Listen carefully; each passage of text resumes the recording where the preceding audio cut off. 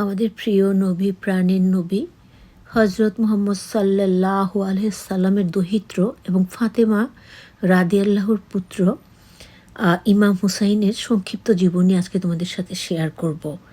আসসালামু আলাইকুম রহমাতুল্লাহি ওয়া বারাকাতুহু। আশা করছি সবাই ভালো আছো। সেই সাথে আমাদের নার্গিস সুলতানা সুনিতা সিস্টারকে জাযাকাল্লাহু খায়রান। ওখানে বলছে, আপু তুমি ইসলামিক পোস্ট দিচ্ছ না কেন? আসলে এত বেশি অসুস্থ থাকি, মানে একেবারে মাঝে মাঝে ভালো লাগে না আর কি। যাই হোক, আল্লাহ সবাইকেই ভালো রাখুন, সুদীর্ঘ নেখায়াত দান করুন এবং আমাদেরকে সহি বুঝ দান করুন, আমিন সুম্মা আমিন। তাহলে এখন আমরা ইমাম হুসাইনের সংক্ষিপ্ত জীবনী জানব। শহীদ কুল শিরোমণি হজরত ইমাম হুসাইন রাদিয়াল্লাহু ছিলেন হজরত ইমাম আলী রাদিয়াল্লাহু ও হজরত ফাতেমা রাদিয়াল্লাহুর দ্বিতীয় সন্তান। তিনি চতুর্থ হিজরিতে জন্মগ্রহণ করেন। বড় ভাই হজরত ইমাম হাসানের শাহাদাতের পর তিনি মহান আল্লাহর নির্দেশে এবং ইমাম হাসান আলাইসাল্লামের ওসিয়ত ক্রমে তৃতীয় ইমাম হিসেবে মনোনীত হন। হজরত ইমাম হুসাইন রাদিয়াল্লাহুর ইমামত কাল ছিল 10 বছর। তার ইমামতের শেষ 6 মাস ছাড়া বাকি সমগ্র ইমামতকালই মুয়াবিয়ার খিলাফতের যুগে কেটেছিল। তার ইমামতের পুরো সময়টাতে তিনি অত্যন্ত কঠিন, দুর্যোগপূর্ণ ও শ্বাসরুদ্ধকর পরিবেশে জীবন যাপন করেন, কারণ ওই যুগে ইসলামী আইন কানুন মর্যাদাহীন হয়ে পড়েছিল। তখন খলিফার ব্যক্তিগত ইচ্ছা আল্লাহ তার রাসূলে করিম সাল্লাল্লাহু আলাইহি সাল্লামের ইচ্ছার স্থলাভিষিক্ত হয়ে পড়ে। মুয়াবিয়া ও তার সঙ্গী সাথীরা পবিত্র আহলে বাইতগণ আলাইহিসসালাম শিয়াদের ধ্বংস করা এবং ইমাম আলী রাদিয়াল্লাহু তার বংশের নাম নিশ্চিহ্ন করার জন্য এমন কোনো প্রকার কর্মসূচি নেই যা অবলম্বন করেনি। শুধু তাই নয়, মুয়াবিয়া স্বীয় পুত্র ইয়াজিদকে তার পরবর্তী খলিফা হিসেবে মনোনীত করার মাধ্যমে স্বীয় ক্ষমতার ভিত্তিকে আরও শক্তিশালী করে তোলে। ইয়াজিদ আমরা জানব, কিন্তু ইয়াজিদের চরিত্রহীনতার কারণে একদল লোক তার প্রতি অত্যন্ত অসন্তুষ্ট ছিল। তাই মুয়াবিয়া এই ধরনের বিরোধিতা রোধের জন্য অত্যন্ত কড়া পদক্ষেপ গ্রহণ করে। ইচ্ছাকৃতভাবে হোক আর অনিচ্ছাকৃতভাবেই হোক, হজরত ইমাম হুসাইন আলাইহিসসালাম এক অন্ধকারাচ্ছন্ন দুর্দিনে কাটাতে হয়েছে তার জীবন। মুয়াবিয়া তার অনুসরদের পক্ষ থেকে সব রকম মানসিক অত্যাচার তাকে নীরবে সহ্য করতে হয়েছিল। অবশেষে হিজরি 60 সনের মাঝামাঝি সময়ে মুয়াবিয়া মৃত্যুবরণ করে। তার মৃত্যুর পর তার পুত্র ইয়াজিদ তার স্থানে বসে। সে যুগে বাইয়াত আনুগত্য প্রকাশের শপথ গ্রহণ ব্যবস্থা আরবদের মধ্যে একটি অত্যন্ত গুরুত্বপূর্ণ প্রথা হিসেবে প্রচলিত ছিল। বিশেষ করে রাষ্ট্রীয় কার্য পরিচালনার দায়িত্বে নিযুক্তের মতো গুরুত্বপূর্ণ ব্যাপারে বাইয়াত গ্রহণ করা হতো। বিশেষ করে দেশের গুরুত্বপূর্ণ ব্যক্তিত্বদের পক্ষ থেকে রাজা, বাদশাহ বা খলিফার প্রতি তাদের আনুগত্য প্রকাশের জন্য অবশ্যই বায়াত গ্রহণ করা হতো। বায়াত প্রদানের পর তার বিরোধিতা করা বিরোধী ব্যক্তির জাতির জন্য অত্যন্ত লজ্জাকর ও কলঙ্কের বিষয় হিসেবে গণ্য করা হতো। এমনকি মহানবী সাল্লাল্লাহু আলাইহি সাল্লামের জীবন আদর্শে ও স্বাধীন ও ঐচ্ছিকভাবে প্রদত্ত বায়াতের নির্ভরযোগ্যতার অস্তিত্ব বিদ্যমান ছিল। মুয়াবিয়া তার জাতীয় প্রথা অনুযায়ী তার পরবর্তী খলিফা হিসেবে জনগণের কাছে তার পুত্র ইয়াজিদের জন্য বাইয়াত সংগ্রহ করে, কিন্তু মুয়াবিয়া এ ব্যাপারে ইমাম হুসাইন রাদিয়াল্লাহুর বাইয়াত গ্রহণের ব্যাপারে তাকে কোনো প্রকার চাপ প্রয়োগ করেনি। শুধু তাই নয়, মৃত্যুর আগে সে ইয়াজিদকে বিশেষভাবে ওসিয়ত করে গিয়েছিল যে ইমাম হুসাইন আলাইহিস সালাম যদি তার ইয়াজিদ আনুগত্য স্বীকার বায়াত না করে, তাহলে সে ইয়াজিদ যেন এ নিয়ে আর বেশি বাড়াবাড়ি না করে, বরং নীরব থেকে এবারটা যেন সে এড়িয়ে যেতে চেষ্টা করে। কারণ মুয়াবিয়া এ ব্যাপারে আদৌপান্ত চিন্তা করে দুঃসহ পরিণাম সম্পর্কে উপলব্ধি করতে পেরেছিল। কিন্তু ইয়াজিদ তার চরম অহংকার ও দুঃসাহসের ফলে পিতার ওসিয়তের কথা ভুলে বসল। তার পিতা তাকে ওসিয়ত করেছিল যদি আমাদের ইমাম হুসাইন তার কথা না শুনে তাহলে বাড়াবাড়ি করতে না, কিন্তু ইয়াজিদ বাড়াবাড়িই করলো আর কি। তাই পিতার মৃত্যুর পর সে মদিনার গভর্নরকে তার ইয়াজিদ পক্ষ থেকে ইমাম হুসাইন রাদিয়াল্লাহুর কাছ থেকে বায়াত গ্রহণের নির্দেশ দিল। শুধু তাই নয়, ইমাম হুসাইন আলাইহিসসালাম যদি বায়াত প্রদান অস্বীকৃতি জানায়, তাহলে তৎক্ষণাৎ তার কর্তৃক মস্তক দামেস্কে পাঠানোর জন্য মদিনার গভর্নরের কাছে করার নির্দেশ পাঠানো হয়। ইয়াজিদ নির্দেশ দেয়, যদি আমাদের ইমাম হুসাইন তার কথা না শুনে তাহলে তার মাথা কেটে যেন দামেস্কে গভর্নর সরকারের কাছে পাঠানো হয়। মদিনার প্রশাসক হজরত ইমাম হুসাইন আলাইহিস সালামকে যথাসময় ইয়াজিদের নির্দেশ সম্পর্কে অবহিত করেন, অর্থাৎ জানান ইমাম হুসাইন রাদিয়াল্লাহু এই বিষয়ে চিন্তা ভাবনা করে দেখার জন্য কিছু অবসর চেয়ে নিলেন। আর ওই রাতেই তিনি সপরিবারে মক্কার উদ্দেশ্যে মদিনা নগরী ত্যাগ করেন। মহান আল্লাহ ঘোষিত মক্কার হারাম শরীফের নিরাপত্তার বিধান অনুযায়ী তিনি সেখানে আশ্রয় নেন। সময়টা ছিল হিজরি 60 সনে রমজান মাসের শেষ ও শাবান মাসের প্রথম দিকে। ইমাম হুসেন আলাইহিস সালাম প্রায় 4 মাস যাবৎ মক্কায় আশ্রিত অবস্থায় কাটান। আর ধীরে ধীরে এই সংবাদ তদানীন্তন ইসলামী বিশ্বে সর্বত্র ছড়িয়ে পড়ে। মুয়াবিয়ার অত্যাচারমূলক ও অবৈধ শাসনে ক্ষিপ্ত অসংখ্য মুসলিম ইয়াজিদের এহেন কার্যকলাপে আরও অসন্তুষ্ট ক্ষিপ্ত হয়ে উঠল। তারা সবাই ইমাম হুসেন রাদিয়াল্লাহুর প্রতি নিজেদের সহমর্মিতা ভালোবাসা প্রকাশ করল। পাশাপাশি ইরাকের বিভিন্ন শহর থেকে, বিশেষ করে ইরাকের কুফা শহর থেকে সেখানে গমনের আমন্ত্রণমূলক চিঠির বন্যা মক্কা ইমাম হুসেন আলাইহিস সালামের কাছে প্রবাহিত হতে লাগলো। ইরাক থেকে বন্যার মতো চিঠি আসতে লাগলো কার কাছে? আমাদের মহানবীর নাতি ইমাম হুসেন রাদিয়াল্লাহুর কাছে। ওইসব চিঠির বক্তব্য ছিল একটাই, আর তা হলো ইমাম হুসেন আলাইহিস সালাম যেন অনুগ্রহপূর্বক ইরাকে গিয়ে সেখানকার জনগণের নেতৃত্বের দায়িত্বভার গ্রহণ করেন। ইরাকে গিয়ে যেন আমাদের নবীজির নাতি ইমাম হুসাইন দায়িত্ব পালন করেন এবং অন্যায় অত্যাচারের বিরুদ্ধে বিদ্রোহের ব্যাপারে যেন তাদের নেতৃত্ব প্রদান করেন। এই বিষয়টি ইয়াজিদের জন্য অবশ্যই অত্যন্ত বিপজ্জনক ব্যাপার ছিল। মক্কা ইমাম হুসাইন আলাইহি ওয়াসাল্লাম এর অবস্থান হজ মৌসুম শুরু হওয়া পর্যন্ত অব্যাহত থাকে। সারা বিশ্বের বিভিন্ন স্থান থেকে মুসলিমরা দলে দলে হজ উপলক্ষে মক্কায় আসতে শুরু করলো। হাজিরা সবাই হজ পর্ব সম্পন্নের জন্য প্রস্তুতি গ্রহণ করতে থাকে। এর মধ্যে গোপন সূত্রে ইমাম হুসেন আলাইহিস সালাম অবগত হলেন যে ইয়াজিদের পক্ষ থেকে বেশ কিছু অনুচর হাজির বেশে মক্কায় প্রবেশ করেছে। ইয়াজিদের পক্ষ থেকে বেশ কিছু গুপ্তচর হাজির বেশ ধরে মক্কায় এসেছে। ইহরামের কাপড়ের ভেতর তারা অস্ত্র নিয়ে এসেছিল। তারা হজ চলাকালীন সময় হজরত ইমাম হুসাইন রাদিয়াল্লাহুকে তাদের ইহরামের কাপড়ের ভেতর লুকানো অস্ত্র দিয়ে হত্যা করবে। ইমাম হুসেন রাদিয়াল্লাহু ইয়াজিদের গোপন ষড়যন্ত্রের ব্যাপারে টের পেয়ে স্বীয় কর্মসূচি সংক্ষিপ্ত করে মক্কা থেকে সিদ্ধান্ত নিলেন। এই সিদ্ধান্তের তিনি সংক্ষিপ্ত এক বক্তব্য পেশ করেন। ওই বক্তব্যে তিনি ইরাকের পথে যাত্রা করার ব্যাপারে নিজ সিদ্ধান্ত সম্পর্কে জনগণকে অবহিত করেন। একই সাথে তার আসন্ন শাহাদাত প্রাপ্তির কথাও তিনিও সম্মুখে ব্যক্ত করেন। নবীজির নাতি বলে কথা, তিনি বুঝতে পেরেছিলেন তিনি শাহাদাত বরণ করবেন, সেটাও তিনি তাদেরকে জানিয়ে গেলেন। আর তাকে ওই মহান লক্ষ্যে অন্যায় বিরুদ্ধে বিদ্রোহ সহযোগিতা করার জন্য উপস্থিত মুসলিমদেরকে আহ্বান জানান। উক্ত বক্তব্যের পরপরই তিনি কিছু সংখ্যক সহযোগী সহ সপরিবার ইরাকের পথে যাত্রা করেন। হজরত ইমাম হুসাইন রাদিয়াল্লাহু কোনো ক্রমে ইয়াজিদের কাছে বাইয়াত প্রদান না করার জন্য সুদৃঢ় সিদ্ধান্ত নেন। তিনি ভালো করেই জানতেন যে এই জন্য তাকে প্রাণ বিসর্জন দিতে হবে। এটা জানতেন ইমাম হুসাইন যে বায়াত না দিলে তাকে জীবন দিতে হবে, তবু তিনি বায়াত দিতে রাজি হলেন না।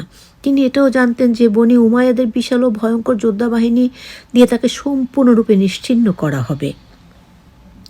অথচ ইয়াজিদের ওই বাহিনী ছিল সাধারণ মুসলিমদের, বিশেষ করে ইরাকি জনগণের সমর্থন পুষ্ট। কেননা যুগের সাধারণ মুসলমানের বেশিরভাগই গণদুর্নীতি, সিদ্ধান্ত গ্রহণে দুর্বলতা এবং চিন্তা ও চেতনাগত অধপতনে নিমজ্জিত ছিল। শুধুমাত্র সে যুগের অল্প কজন গণ্যমান্য ব্যক্তি হজরত ইমাম হুসেন রাদিয়াল্লাহু শুভাকাঙ্ক্ষী হিসাবে ইরাক অভিমুখে যাত্রার ব্যাপারে তাকে বিরত রাখার চেষ্টা করে। তারা ইমাম হুসাইন আলাইহিস সালামের যাত্রা আন্দোলনের বিপজ্জনক পরিণতির কথা তাকে স্মরণ করিয়ে দেন। কিন্তু তাদের প্রতিবাদের উত্তরে ইমাম হুসেন রাদিয়াল্লাহু বলেন, আমি কোনো অবস্থাতেই ইয়াজিদের বশ্যতা স্বীকার করব না। অত্যাচারী শাসক গোষ্ঠীকে আমি কোনো ক্রমে সমর্থন করব না। আমি যেখানেই যাই না কেন অথবা যেভাবেই থাকি না কেন তারা আমাকে হত্যা করবেই। আমি এই মুহূর্তে মক্কা নগরী এ কারণে ত্যাগ করেছি যে রক্তপাত ঘটার মাধ্যমে আল্লাহর ঘরের পবিত্রতা যেন নষ্ট না হয়। আল্লাহ। তারপর ইমাম হুসেন আলাইহিস সালাম ইয়াকুবের কুফা শহরে অভিমুখে রওনা হলো। কুফা শহরে পৌঁছতে তখন বেশ কদিনের পথ বাকি ছিল। এমন সময় পথিমধ্যে পথের মাঝখানে তার কাছে খবর পৌঁছলো যে ইয়াজিদের পক্ষ থেকে নিযুক্ত কুফার প্রশাসক ইমাম হুসেন রাদিয়াল্লাহুর প্রেরিত বিশেষ প্রতিনিধিকে হত্যা করেছে। একই সাথে ইমাম হুসেন রাদিয়াল্লাহু এর জনৈক জোরালো সমর্থক ও কুফা শহরের একজন বিখ্যাত ব্যক্তিকে হত্যা করা হয়েছে। এমনকি হত্যার পর তাদের পায়ে রশি বেঁধে কুফা শহরের সকল বাজার অলি গলিতে টেনে হেসড়ে বেড়ানো হচ্ছে। এছাড়াও সমগ্র কুফা শহর ও পার্শ্বস্থ এলাকায় কড়া নিরাপত্তা গৃহীত হয়েছে। অসংখ্য শত্রু সৈন্য ইমাম হুসেন রাদিয়াল্লাহুর আগমনের প্রতীক্ষায় দিন কাটাচ্ছে। সুতরাং শত্রু হাতে নিহত হওয়া ছাড়া ইমাম হুসেন রাদিয়াল্লাহুর জন্য আর কোনো পথই বাকি রইল না। তখন সব কিছু জানার পর ইমাম হুসেন সুদৃঢ় ও দ্বিধাহীনভাবে শাহাদাত বরণের সিদ্ধান্ত নিলেন এবং কুফার পথে যাত্রা অব্যাহত রাখলেন। কুফা পৌঁছে প্রায় 70 কিলোমিটার পূর্বে কারবালা নামক মরুভূমিতে ইমাম হোসেন পৌঁছলেন।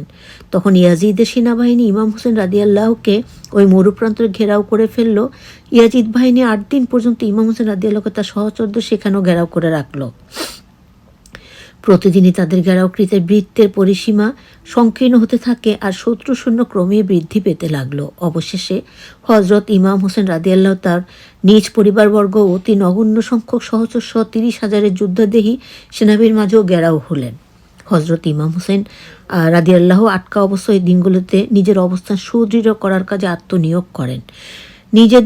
নিজের সহচরদের মধ্যে যুদ্ধ অভিযান চালান। রাতের বেলা তার সকল সঙ্গীদেরকে বৈঠকে সমবেত করেন। ওই বৈঠকে সমবেতের উদ্দেশ্যে প্রদত্ত সংক্ষিপ্ত ভাষণে তিনি বলেন, মৃত্যু ও শাহাদাত বরণ ছাড়া আমাদের সামনে আর কোনো পথ নেই। আমি ছাড়া অন্য কারো সাথে ইয়াজিদের বাহিনী কোনো কাজ নেই। আমি তোমাদের কাছ থেকে গৃহীত আমার প্রতি বাইয়াত আনুগত্যের শপথ এই মুহূর্ত থেকে বাতিল বলে ঘোষণা করছি। শপথে যে কেউ ইচ্ছে করলে রাতের আধারে স্থান ত্যাগ করার মাধ্যমে এই ভয়ঙ্কর মৃত্যুকূপ থেকে নিজেকে মুক্তি দিতে পারে। কত মহান ছিল সেসব মানুষ। আমাদের নবীজির নাতি হজরত হুসাইন ইমাম রাদিয়াল্লাহু বললেন যে তোমরা যদি রাতের আধারে কেউ লুকিয়ে গিয়ে প্রাণ বাঁচাতে চাও, এতে আমার কোনো বাধা নেই, কিন্তু এখানে থাকলে মৃত্যু নিশ্চিত, সেটা জেনে নিও। ইমামের এই বক্তৃতার পর শিবিরের বাতি নিভিয়ে দেওয়া হলো। তখন এই দুনিয়ার উদ্দেশ্যে আগত ইমাম হোসেন রাদিয়াল্লাহুর অধিকাংশ সঙ্গীরা এই রাতের আধারে ইমামের শিবির ছেড়ে পালিয়ে গেল। যখন উনি এই কথাটা বললেন তখন অনেকেই সেখান থেকে পালিয়ে গেল, যার ফলে হাতে গোনা ইমামের অল্প কিছু অনুরাগী এবং বনি হাসিম গোত্রের অল্প কজন ছাড়া ইমামের আর কোনো সঙ্গী বাকি রইল না। ইমামের ওইসব অবশিষ্ট সঙ্গীদের সংখ্যা ছিল প্রায় 40 জন। তারপর ইমাম হোসেন রাদিয়াল্লাহু আবার তার অবশিষ্ট সঙ্গীদেরকে পরীক্ষা করার জন্য সমবেত করেন। একসাথে করে সঙ্গী হাসিমীয় গোত্রের আত্মীয় স্বজনদের উদ্দেশ্যে সেখানে ভাষণে হজরত ইমাম হোসেন রাদিয়াল্লাহু বলেন, আমি ছাড়া তোমাদের কারোর সাথে এদের কোনো কাজ নেই। তোমাদের যে কেউ ইচ্ছা করলে রাতের আধারে আশ্রয় গ্রহণের জন্য পালিয়ে যেতে পারো, মাধ্যমে নিজেদেরকে নিরাপদ স্থানে নিয়ে যেতে পারো আর কি। কিন্তু এবার ইমামের অনুরাগী ভক্তরা একে একে সবাই দৃঢ় কণ্ঠে তারা বলল, আমরা অবশ্যই সেই সত্যের পথ থেকে বিমুখ হব না যে পথের নেতা আপনি। আমরা কখনো আপনার পবিত্র সাহচর্য ত্যাগ করব না। আমাদের হাতে যদি তলোয়ার থাকে তাহলে শেষ নিঃশ্বাস ত্যাগ পর্যন্ত আপনার স্বার্থ রক্ষার্থে যুদ্ধ করে যাব। দেখো, একদল পালিয়ে গেল, বাকিদেরকে সে পালিয়ে যাওয়ার সুযোগ দিল সেখানে এক ভাষণে। কিন্তু তারা বলল, যতক্ষণ আমাদের দেহে প্রাণ আছে আমরা সত্যের পক্ষে যুদ্ধ করব, আমরা যুদ্ধস্থান ছেড়ে পালিয়ে যাব না। ইমাম আলাইহিস সালামকে প্রদত্ত অবকাশের শেষ দিন ছিল মুহররম মাসের 9 তারিখ। আজ ইমাম হোসেন রাদিয়াল্লাহুকে ইয়াজিদের বশ্যতা স্বীকারের বায়াত ঘোষণা প্রদান করতে হবে, অথবা ইয়াজিদ বাহিনীর সাথে যুদ্ধে লিপ্ত হবে। শত্রু বাহিনীর পক্ষ থেকে এ ব্যাপারে ইমামের জবাব চেয়ে পাঠানো হলো। প্রত্যুত্তরে ইমাম রাদিয়াল্লাহু ওই রাতে 9ই মুহররমের দিবাগত রাত সময়টুকু শেষবারের মতো ইবাদত করার জন্য আল্লাহকে ডাকার জন্য অবসর প্রদানের আবেদন করলেন। আর পরদিন ইয়াজিদ বাহিনীর বিরুদ্ধে যুদ্ধে অবতীর্ণ হওয়ার সিদ্ধান্ত নিলেন। হিজরি 61 সনের 10ই মুহররম আশুরার দিন ইমাম হোসেন রাদিয়াল্লাহুর বাহিনীর সংখ্যা 90 জনের চেয়েও কম। তাদের মধ্যে 40 জনই ইমামের পুরনো সঙ্গী আর আনুমানিক 30 জনের বেশি সৈন্য একদিনে 1 মুহররম থেকে 10ই মুহররম পর্যন্ত ইয়াজিদের বাহিনী ত্যাগ করে ইমাম হোসেন রাদিয়াল্লাহুর বাহিনীতে যোগ দিয়েছিলেন। আর অবশিষ্টরা ইমামের হাশিমি বংশীয় আত্মীয় স্বজন, ইমামের ভাই বোনরা, তাদের সন্তানগণ, তাদের চাচা সন্তানগণ এবং তাদের নিজের পরিবারবর্গ। ইয়াজিদের বিশাল বাহিনীর মোকাবেলায় ইমাম হোসেন রাদিয়াল্লাহু তার ওই অতি নগণ্য সংখ্যক সদস্যদের ক্ষুদ্র বাহিনীকে যুদ্ধের জন্য বিন্যস্ত করলেন। তারপর যুদ্ধ শুরু হলো। সেদিন আশুরার সকাল থেকে শুরু করে সারাদিন যুদ্ধ চলল। ইমামের হাশিমি বংশীয় সকল যুবকই একের পর এক শাহাদাত মৃত্যুবরণ করলেন। ইমামের অন্যান্য সাথীরা একের পর এক সবাই শহীদ হয়ে গেলেন, মৃত্যুবরণ করলেন। ওই সকল শাহাদাত প্রাপ্তদের মাঝে ইমাম হোসেন রাদিয়াল্লাহুর 2 কিশোর পুত্র এবং সেও ইমাম হোসাইন রাদিয়াল্লাহর একজন নাবালক পুত্র, একটি দুগ্ধ প্রসব পুত্র ছিল। যুদ্ধ শেষে ইয়াজিদ বাহিনী ইমাম হোসেন রাদিয়াল্লাহর পরিবারের মহিলাদের লুটপাট করার জন্য তাদের তাঁবুগুলোতে অগ্নিসংযোগ করে, তা জ্বালিয়ে ছারখার করে দেয়। তারা ইমামের বাহিনী শহীদদের মাথা কেটে দেহ থেকে আলাদা করে ফেলে। শহীদগুলোর লাশগুলোকে তারা বিবস্ত্র করে, দাফন না করেই তারা লাশগুলোকে বিবস্ত্র অবস্থায় মাটিতে ফেলে রাখে। নাউজুবিল্লাহ, আল্লাহ মাফ করো। এরপর ইয়াজিদ বাহিনী শহীদদের কর্তৃক মস্তকসহ ইমাম পরিবারের বন্দী অসহায় নারী ও কন্যাদের সাথে নিয়ে কুফা শহরের দিকে রওনা হয়। তাদের মাথাগুলো নিয়ে আর ইমাম পরিবারের বন্দী অসহায় নারী ও কন্যাদের নিয়ে কুফা শহরের দিকে রওনা হয়।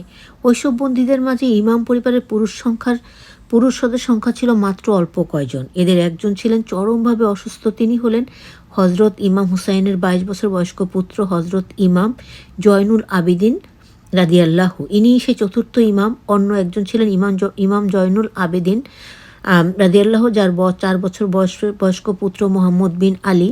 ইনি হলেন পঞ্চম ইমাম। হজরত বাকের রাদিয়াল্লাহু আর তৃতীয় জন হলেন হজরত ইমাম হুসেন রাদিয়াল্লাহুর জামাতা এবং হজরত ইমাম হাসান রাদিয়াল্লাহুর পুত্র হজরত হাসান মুসান্না রাদিয়াল্লাহু। তিনি চরমভাবে আহত অবস্থায় শহীদের লাশের মাঝে পড়েছিলেন। তখন তার শ্বাসক্রিয়া চলছিল। শহীদদের মাথা কাটার সময় ইয়াজিদ বাহিনীর জনৈক সেনাপতির নির্দেশে তার মাথা কাটা হয়নি। তারপর তাকে সেখান থেকে উঠিয়ে এনে বন্দীদের সাথে কুফার দিকে নিয়ে যাওয়া হলো। তারপর কুফা থেকে সকল বন্দীদের দামেস্কে ইয়াজিদের দরবারে নিয়ে যাওয়া হয়। ইমাম পরিবারের নারী ও কন্যাদের বন্দী অবস্থায় এক শহর থেকে অন্য শহরে ঘুরিয়ে নেওয়া হয়।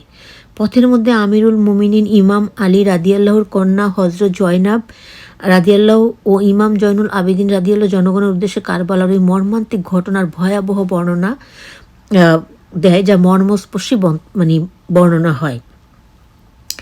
কুফা ও দামেস্কে তাদের প্রদত্ত হৃদয় বিদারক গণভাষণ উমাইয়াদেরকে জনসম্মুখে যথেষ্ট অপদস্থ করে, যার ফলে মুয়াবিয়ার বহু বছরের অপপ্রচার পাহাড় মুহূর্তেই ধূলিসাৎ হয়ে যায়। এমনকি শেষ পর্যন্ত পরিস্থিতি এমন এক পর্যায়ে গিয়ে দাঁড়ালো যে ইয়াজিদ তার অধীনস্থদের এহেন নেক্কারজনক কার্যকলাপের জন্য বাহ্যিকভাবে জনসম্মুখে অসন্তুষ্টি প্রকাশে বাধ্য হয়েছিল। ঐতিহাসিক কারবালার ঘটনাই মুসলিম সম্প্রদায়কে অধিকতর শক্তিশালী প্রতিষ্ঠিত করে। শুধু তাই নয়, কারবালার এ ঘটনাকে কেন্দ্র করে একের পর এক বিপদ আসে এবং ছোট বড় অনেক রক্তক্ষয়ী যুদ্ধ সংঘাত গড়তে থাকে। এ অবস্থা প্রায় 12 বছর যাবৎ অব্যাহত ছিল। শেষ পর্যন্ত ইমাম হুসেন রাদিয়াল্লাহুকে হত্যা করার সাথে জড়িত একটি ব্যক্তিও জনগণের প্রতিশোধের হাত থেকে প্রাণ নিয়ে পালাতে সক্ষম হয়নি। হজরত ইমাম হুসেন রাদিয়াল্লাহুর জীবন, ইতিহাস, ইয়াজিদ এবং তৎকালীন রাজনৈতিক পরিস্থিতি সম্পর্কে যার সূক্ষ্ম জ্ঞান রয়েছে, তিনি নিঃসন্দেহে জানেন যে সেদিন হজরত ইমাম হুসেন রাদিয়াল্লাহুর সামনে শুধুমাত্র একটি পথই খোলা ছিল, আর তা ছিল মৃত্যুবরণ করা। কেননা ইয়াজিদের কাছে বাইয়াত প্রদান প্রকাশ্যভাবে ইসলামকে পদদলিত করারই নামান্তর। তার এই কাজটি ইমামের জন্য আদৌ সম্ভব ছিল না, কারণ ইয়াজিদ যে শুধুমাত্র ইসলামী আদর্শ, ইসলাম আইন কানুনকে সম্মান করত না তাই নয়, বরং সে ছিল উচ্ছৃঙ্খল চরিত্রের অধিকারী। এমনকি ইসলামের পবিত্র বিষয়গুলো এবং ইসলামের বিধানকে প্রকাশ্যে পদদলিত করার মতো স্পর্ধা সে প্রদর্শন করত। অথচ ইয়াজিদের পূর্বপুরুষেরা ইসলামী বিরোধী থাকলেও তারা ইসলামী পরিচ্ছদদের অন্তরালে ইসলামের বিরোধিতা করত, কিন্তু প্রকাশ্যভাবে তারা ইসলামকে সম্মান করত। তারা প্রকাশ্যে মহানবী সাল্লাল্লাহু আলাইহি সাল্লামকে সহযোগিতা করত এবং ইসলামের গণ্যমান্য উচ্চপদস্থ ব্যক্তিদের সম্পর্কে ব্যাহত গর্ববোধ করত।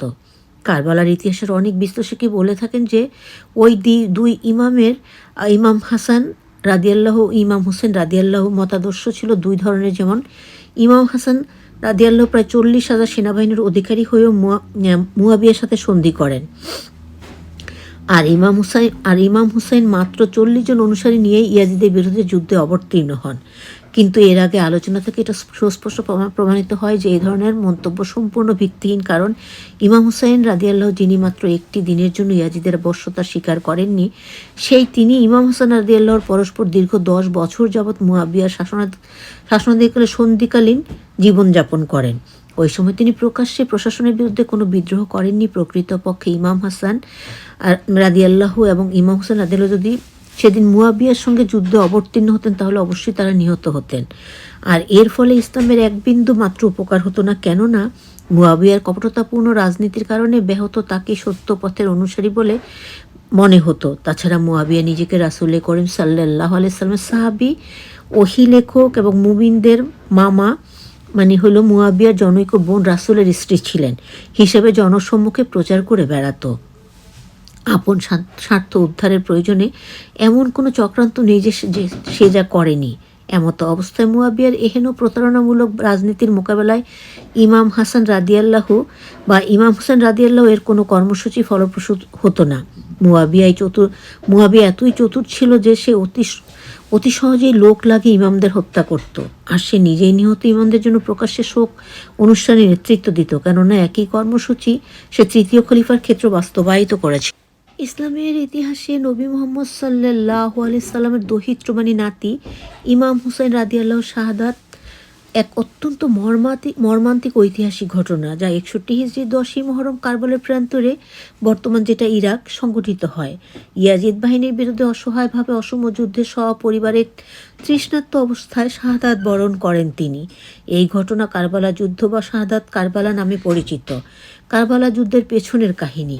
ইয়াজিদের শাসন। মুয়াবিয়ার মৃত্যুর পর তার ছেলে ইয়াজিদ উমাইয়া খিলাফতের সিংহাসনে বসে হুসাইন রাদিয়াল্লাহু ইয়াজিদের শাসনকে অবৈধ মনে করে তার বায়াত বা আনুগত্য গ্রহণে অস্বীকৃতি জানান। কুফাবাসীর আমন্ত্রণ। কুফাবাসীরা বর্তমান ইরাকের একটি শহর হুসাইন রাদিয়াল্লাহুকে তাদের আমির হিসাবে আমন্ত্রণ জানালে তিনি পরিবারের অল্প সংখ্যক সাথী নিয়ে মদিনা থেকে কুফার উদ্দেশ্যে রওনা হন। পথরোধ। কুফার পথে ইয়াজিদের বাহিনীর কমান্ডার উবাইদুল্লাহ বিন জিহাদ তার বিশাল বাহিনী নিয়ে হুসাইন রাদিয়াল্লাহুর পথ রোধ করে কারবালার প্রান্তর অবরুদ্ধ করে ফেলে। তিনি কিভাবে শাহাদাত বরণ করলেন তার একটু বিবরণ। তৃষ্ণার্ত পরিবার। উমাইয়া বাহিনী ফুরাত নদীর পানি থেকে হুসাইন রাদিয়াল্লাহু এবং তার পরিবার ও সাথীদের বঞ্চিত করে। চূড়ান্ত যুদ্ধ। 10ই মুহররম ইয়াজিদ বাহিনীর বিরুদ্ধে হুসাইন রাদিয়াল্লাহুর অল্প কিছু সমর্থক বীরত্বের সাথে লড়াই করে। শাহাদাত। যুদ্ধের এক পর্যায়ে সীমান নামক এক ব্যক্তি হুসাইন রাদিয়াল্লাহুকে নির্মমভাবে হত্যা করে। আল্লাহ মাফ করো। তার শরীর থেকে মাথা আলাদা করে নিয়ে যাওয়া হয়। পরিবারের অবস্থা। হুসাইনের 6 মাসের শিশু সন্তান আলী আসগর সহ তার পরিবারের নারী ও পুরুষের উপর নির্যাতন করা হয়।